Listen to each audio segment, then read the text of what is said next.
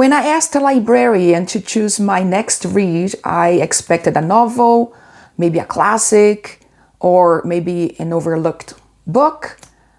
What I didn't expect was to be a Bible.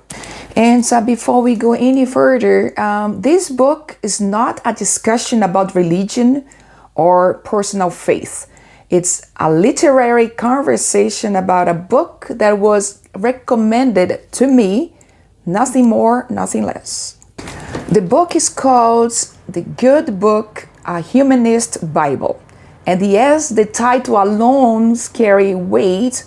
I had assumptions, I hesitated, but I was curious enough to bring it home and actually open it. Because I didn't ask the librarian for a belief system, I asked her for a book.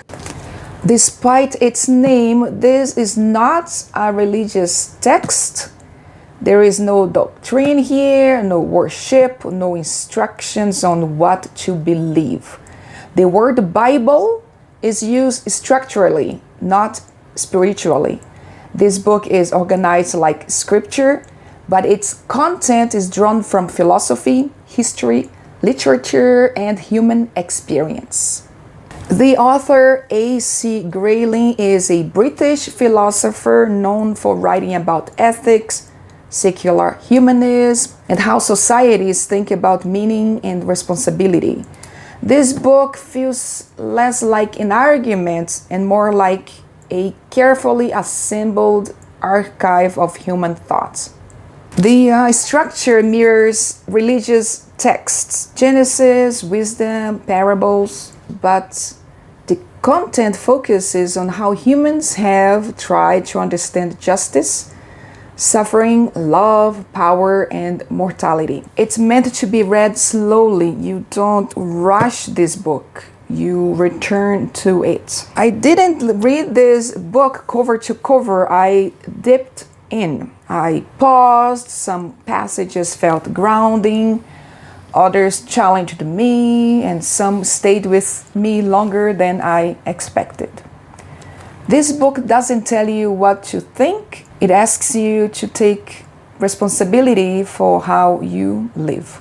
And the more I reflected on it, the more the recommendation made sense. Librarians, I think, don't just recommend what is popular. They recommend what steadies people. Books that slow you down, books that don't shout. This book here is for reflective readers, for people who enjoy ideas, moral inquiry, and thoughtful prose. It's not for readers looking for plot or certainty, and it's not trying to replace religious belief. It simply offers a human-centered framework for thinking about life. I didn't expect a librarian to recommend a book with this title, but I did expect to be surprised, and I was shocked. Sometimes the most unexpected recommendations, I think, aren't about belief at all. They are about attention.